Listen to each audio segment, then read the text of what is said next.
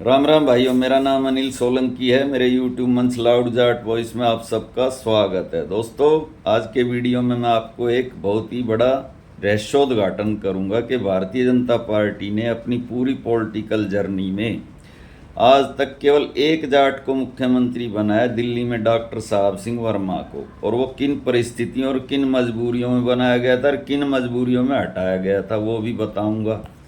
दोबारा किसी जाट को मुख्यमंत्री बनाने की हिम्मत बीजेपी क्यों नहीं कर पाई? चलो, हरियाणा में उनकी राजनीति है 35 और 1 की, लेकिन राजस्थान में भी सरकार आई थी, वहाँ भी जाट हैं।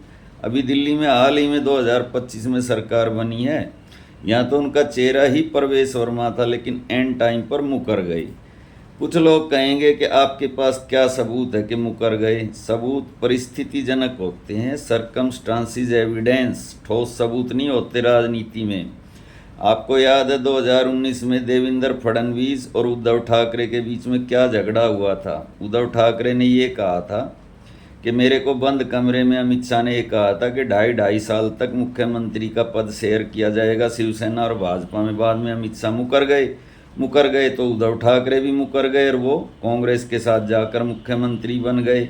लेकिन परवेश वर्मा क्योंकि बीजेपी के सिपाही हैं, इसलिए वो ऐसा नहीं कर पाए। लेकिन उनको भी बंद कमरे में यह आश्वासन अमित शाह ने दिया था कि अरविंद केजरीवाल को हरा दो, हम आपको चीफ मिनिस्टर बनाएंगे।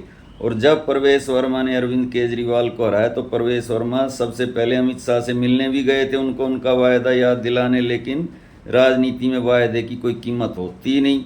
दोस्तों, नई दिल्ली सीट का इतिहास देखो। अरविंद केजरीवाल ने 2013 में शीला दीक्षित को 25,864 वोटों से हराया था। वो शीला दीक्षित जो 3 बार से दिल्ली की मुख्यमंत्री थी। फिर 2015 में अरविंद केजरीवाल ने भारतीय जनता पार्टी की नुपुर शर्मा को 31,583 वोटों से हराया विधानसभा के अंदर।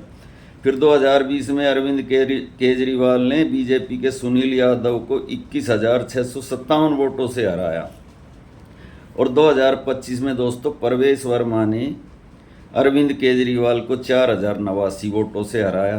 तो ये कितना बड़ा उलटफेर है। और दोस्तों, ये एक मैसेज दिया गया था। बाहरी दिल्ली के अंदर 28-30 सीट ऐसी हैं जहाँ पे जाटों का वोट बहुत भारी संख्या में है। अभी बीजेपी के पास दोस्तों 1 दर्जन जाट एमएलए हैं बाहरी दिल्ली में। 1 दर्जन तो ये हैं, इसके अलावा 15 सीट और ऐसी हैं जिन पर जाटों के वोट हैं, जहां एमएलए तो जाट नहीं है लेकिन जाटों का भारी वोट है। तो उन वोटों को प्रभावित करने के लिए एक माहौल बनाया गया था कि परवेश वर्मा को अरविंद केजरीवाल के सामने खड़ा कर दो।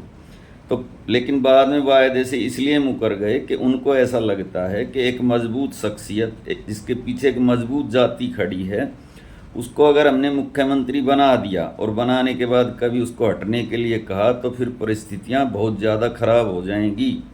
जैसा साहब सिंह वर्मा के मामले में हुआ। साहब सिंह वर्मा को भाजपा ने किन परिस्थितियों में दिल्ली का मुख्यमंत्री बनाया था और फिर किन परिस्थितियों में इस्तीफा लिया था। और उसके बाद ऐसा क्या हुआ कि 28 साल तक बीजेपी दिल्ली में चुनाव पे चुनाव हारती रही, कभी सत्ता में ही नहीं आई। वो सब आज के वीडियो में मैं बताऊंगा। दोस्तों, बात है 1990 की।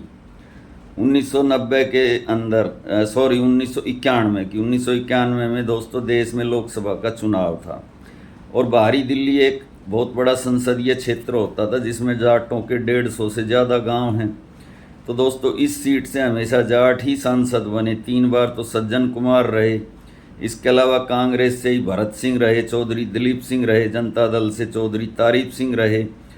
तो ये सीट ही पूरी ऐसी थी कि यहाँ से नॉन जाट कभी उम्मीदवार जीतता नहीं था। लेकिन भारतीय जनता पार्टी यहाँ से चुनाव भी नहीं लड़ती थी, वो हमेशा अपने किसी सहयोगी दल के लिए ये सीट छोड़ देती थी। 1991 में बीजेपी ने यहाँ से डॉक्टर साहब सिंह वर्मा को टिकट दिया। तो जब डॉक्टर साहब सिंह वर्मा बाहरी दिल्ली के गांव में वोट मांगने आए तो लोग ये सोचते थे कि आदमी है कौन जो जाटों के एरिए से चुनाव लड़ रहा है, नाम के पीछे वर्मा लगाता है। तो लोगों के मन में जिज्ञासा जागी, लोगों ने पता करना, सर्च करना शुरू किया तो पता चला ये तो दिल्ली के मुंडका गांव का एक जाट है, लाकड़ा गोत्र का। तो फिर लोगों ने इससे पूछा, जब ये वोट मांगने आ रहा, भाई ये बता कि तू अपने नाम के पीछे वर्मा क्यों लगा वैसे? तो साहब सिंह वर्मा ने बताया कि भाई मैं सारी ज़िंदगी शहर में रहा, शहरों में ही मैंने राजनीति करी। मतलब एमपी का चुनाव लड़ने से पहले डॉक्टर साहब सिंह वर्मा लॉरेंस रोड से निगम पार्षद रहे। तो शहरी सीटों से चुनाव लड़ने की वजह से वो लाकड़ा की जगह वर्मा लिखने लगे और वो दिल्ली यूनिवर्सिटी के अंदर लाइब्रेरियन की नौकरी भी करते थे। खैर, ये तो उनकी पर्सनल लाइफ है।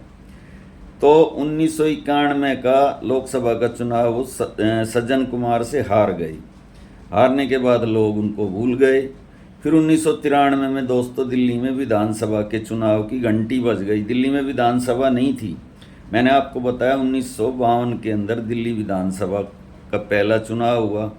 उसमें मुख्यमंत्री चौधरी ब्रह्म प्रकाश बने, जो दिल्ली के सकूरपुर गांव के यादव थे। फिर वो विधानसभा 54 में भंग हो गई और उसकी जगह महानगर परिषद बना दी गई। फिर महानगर परिषद के ही चुनाव होते थे। वो एक सफ़ेद हाथी था, उसकी कोई पावर नहीं थी। तो दोस्तों दिल्ली की इस बीच में डेमोग्राफी भी बदल गई। दिल्ली का बहुत बड़ा एरिया शहरीकरण की चपेट में आ गया और दिल्ली के अंदर 1947 के बाद में आकर बहुत सारा पंजाबी समुदाय बस गया, यानी पाकिस्तान से आए हुए रिफ्यूजी। तो इस बीच दिल्ली की राजनीति में पंजाबियों का दबदबा हो चुका था। अब पूरे भारत में दोस्तों बीजेपी को बनियों की पार्टी कहा जाता है, लेकिन दिल्ली में भारतीय जनता पार्टी पंजाबियों की पार्टी थी। उसमें 3 बड़े पंजाबी नेता होते थे, मदन लाल खुराना, विजय कुमार मल्होत्रा और केदारनाथ साहनी। इसके अलावा दूसरी पंक्ति के जो नेता थे उसमें ओम प्रकाश कोहली, ओम प्रकाश बब्बर, विजय जोली जैसे नेता थे। तो पूरी तरीके से बीजेपी पर पंजाबियों का कब्जा था। और जब महानगर परिषद थी तो विजय कुमार मल्होत्रा, केदारनाथ साहनी ये मुख्य कार्यकारी पार्षद भी रहे, जो कि मुख्यमंत्री के बराबर का पद है। तो 1993 के विधानसभा चुनाव में डॉक्टर साहब सिंह वर्मा को भी विधायक का चुनाव लड़ाया भाजपा ने शालीमार बाग सीट से। अब शालीमार बाग सीट ऐसी सीट है दोस्तों जहां पर जाटों का वोट 1% भी नहीं है, पूरे पंजाबियों और बनियों की सीट है। लेकिन वहां से साहब सिंह वर्मा को चुनाव लड़ाया गया, ना कि मुंडका से। साहब सिंह वर्मा वहां से विधायक बने। मुख्यमंत्री एक पंजाबी को बनाया गया, मदन लाल खुराना को, और उनकी सरकार में साहब सिंह वर्मा मंत्री बने, शहरी विकास, वो कुछ ऐसा शिक्षा और विकास मंत्री। हाँ, उसके बाद में दोस्तों 1996 आते आते हमारे देश में एक हवाला कांड के नाम से एक घोटाला हो गया। एक जैन हवाला डायरी कोई वायरल हो गई। उसके अंदर मदन लाल खुराना और लाल कृष्ण आडवाणी का नाम भी आ गया कि इन्होंने हवाला के जरिए पैसा लिया, और वो पैसा आतंकवादियों तक भी गया था जम्मू कश्मीर के। तो मजबूरी में लाल कृष्ण आडवाणी को अपनी सांसदी छोड़नी पड़ी, मदन लाल खुराना को अपना मुख्यमंत्री का पद छोड़ना पड़ा। अब दोस्तों उसके बाद में दिल्ली के अंदर 2 लॉबी थी, एक बनिया लॉबी, एक पंजाबी लॉबी। दोस्तों दिल्ली के अंदर बनिया भी बहुत है, जैसे पंजाबी बहुत है। 2 कॉलोनी तो ऐसी हैं दिल्ली की, एक रोहिणी और एक शालीमार बाग, जो पूरी बनियों की हैं, और इसके अलावा पुरानी दिल्ली। तो बनियों ने अपना दावा ठोक दिया। जैसे मैंने बताया ना, ये विजय कुमार मल्होत्रा, मदन लाल खुराना और केदारनाथ साहनी जैसे 3 बड़े कांग्रेसी थे, ऐसे ही 3 बड़े बनिया भी थे उस टाइम बीजेपी में, नंद किशोर गर्ग, श्यामलाल गर्ग और मांगेराम गर्ग। इसके अलावा विजय गोयल वगैरह भी थे। तो बनियों ने दावा ठोका कि भाई ये तो बनियों की पार्टी और मुख्यमंत्री तो अब बनिया बनेगा, पंजाबी तो रह लिया। तो भाजपा हाईकमान ने कहा ना पंजाबी बनेगा और ना बनिया बनेगा, जाट बनेगा, क्योंकि भारी दिल्ली में तो जाट ही थे। और उन्होंने अचानक से साहब सिंह वर्मा को दिल्ली का मुख्यमंत्री बना दिया। और बनाने के बाद में तो दोस्तों ये खबर बननी ही थी कि भाई दिल्ली जैसे शहर में जो कि एक शहर था, इलीट क्लास जिसमें रहती थी, उसमें एक देहाती आदमी जो कि धोती बांधता है वो मुख्यमंत्री बन गया। ये तो खबर बननी थी, खबर बन भी गई। और ये बात शहरी लोगों के पेट में मरोड़े शुरू हो गए। उनको हजम नहीं हुई कि भाई दिल्ली जैसी जगह पे, जहाँ पर सारी दुनिया के दूतावास हैं, जहाँ पूरी दुनिया का पावर सेंटर है, जहाँ पर प्रधानमंत्री रहता है, उस प्रदेश का मुख्यमंत्री एक धोती बांधने वाला गांव का आदमी, एक जाट हुक्का पीने वाला कैसे बन गया। तो वो फर्स्ट डे से ही लगे साहब सिंह वर्मा की जड़ों को खोदने। और साहब सिंह वर्मा ने दोस्तों, कोई माने या ना माने, देहात के लिए किया भी बहुत कुछ। उन्होंने उस ज़माने में दोस्तों जितने भी बच्चों ने टीचर ट्रेनिंग कर रखी थी ना, जेबीटी या बीएड दिल्ली देहात के, उनको सबको नौकरी लगा दिया बगैर किसी सीटेट के एग्ज़ाम के। आज उनके नौकरी लगे हुए बच्चे दोस्तों हजारों की संख्या में उनके द्वारा लगाए हुए टीचर। इसके अलावा डीटीसी में ड्राइवर कंडक्टर के पदों पर उन्होंने खूब दिल्ली देहात के बच्चों को भर्ती किया। इसके अलावा जो लोग गए कि जी हमारी ज़मीन कैसे करके डीडीए से बचाओ, उन गांव में चकबंदी कराई दोस्तों, 1 दर्जन गांव का लाल डोरा बढ़ाया। इसके अलावा दिल्ली के हर गांव में उनके द्वारा बनाए हुए आलीशान कम्युनिटी सेंटर आज भी मौजूद हैं, उनके नाम के पत्थर लगे हुए हैं। लेकिन जैसा कि मैंने बताया, दिल्ली के एलिट क्लास के पेट में मरोड़े होते रहे और उन्होंने साहब सिंह वर्मा के खिलाफ षड्यंत्र पे षड्यंत्र रचने शुरू कर दिए। और दोस्तों 1998 का साल आ गया जब दिल्ली में विधानसभा का चुनाव होना था, तो लाल कृष्ण आडवाणी अटल बिहारी वाजपेयी के कान भरने शुरू कर दिए। जो दिल्ली की ताकतवर पंजाबी लॉबी है कि अगर आपने इस जाट को मुख्यमंत्री के पद पर रखा तो चुनाव हार जाओगे, पंजाबी और बनिया आपको वोट नहीं देंगे। तो फिर दोस्तों भाजपा हाईकमान ने चुनाव से 52 दिन पहले डॉक्टर साहब सिंह वर्मा का इस्तीफा ले लिया और डॉक्टर साहब सिंह वर्मा ने इस्तीफा दिया, अपना सामान बांधा, डीटीसी की बस में बैठे, टिकट लिया और अपने पैतृक गांव मुंडका में आके रहने लगे और अपनी दिल्ली यूनिवर्सिटी की लाइब्रेरियन की नौकरी जाके फिर से ज्वाइन कर ली। उसके बाद में दोस्तों एक और पंजाबी नेता सुषमा स्वराज को दिल्ली का 52 दिन तक मुख्यमंत्री बनाया गया। उसके बाद चुनाव में बीजेपी की वो दुर्गति हुई दोस्तों, 3 बार तो वो कांग्रेस से हारी, यानी 15 साल कांग्रेस ने उसको हराया और दोस्तों 12 साल तक उसको बीजेपी ने आम आदमी पार्टी ने हराया 3 बार।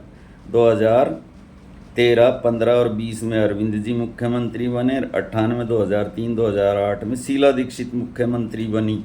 तो 27 साल का वनवास बीजेपी ने दिल्ली में भोगा और उसके बाद में फिर उन्होंने अरविंद केजरीवाल पर एक फर्जी लीकर स्कैम का केस लगा के उसको जेल में डाला और शीश महल जैसे आरोप लगा के बदनाम करके और कैसे साम दाम दंड भेद अपना के चुनाव में हराया और दोबारा से दिल्ली की सत्ता पर काबिज हुए। और परवेश वर्मा से वायदा भी किया था लेकिन वायदे से मुकर भी गए, क्योंकि बीजेपी की ये रणनीति है कि जहाँ भी मुख्यमंत्री बनाओ उसके पीछे कोई मजबूत, एक तो जाति का बेस नहीं होना चाहिए, एक वो नेता भी मजबूत नहीं होना चाहिए। फर्स्ट टाइम विधायक को बनाओ, जैसे भजन लाल शर्मा हो गया, मोहन यादव हो गया और ये रेखा गुप्ता हो गई है, और खट्टर भी ऐसा ही था, शुरू में जब बना वो फर्स्ट टाइम का एमएलए था। जब हटने के लिए कहा जाए तो चुपके से हट जाए, और हटे भी तो उसके पीछे किसी की नाराज़गी ना, उसकी जात वाले नाराज़ ना हो, ऐसा ना हो कि चुनाव में उस चीज़ का भारी नुकसान हो जाए। और जो मजबूत नेता थे उनको तो घर पहले ही बिठा रखा है। तो दोस्तों ये वजह है बीजेपी को लगता है कि हम किसी जाट को मुख्यमंत्री बनाएंगे और फिर हटने के लिए कहेंगे तो वो हटेगा नहीं, हटेगा तो उसकी जाति वाले हमसे नाराज़ हो के हमको चुनाव में हरवा देंगे। तो दोस्तों ये वजह है और कोई बड़ी वजह नहीं है। वीडियो कैसा लगा कमेंट करके बताना, अच्छा लगा तो अपने ग्रुप में शेयर करना, लाइक करना, कमेंट करना, चैनल को सब्सक्राइब और ज्वाइन करना। और जो भाई मेरी आर्थिक मदद करना चाहते हैं वो कृपया इस QR कोड को स्कैन करें, इस QR कोड को स्कैन करके मेरी आर्थिक मदद करें, जिससे मुझे मोटिवेशन मिले आगे और भी अच्छे वीडियो बनाने की। धन्यवाद भाइयों, आपका दिन शुभ हो।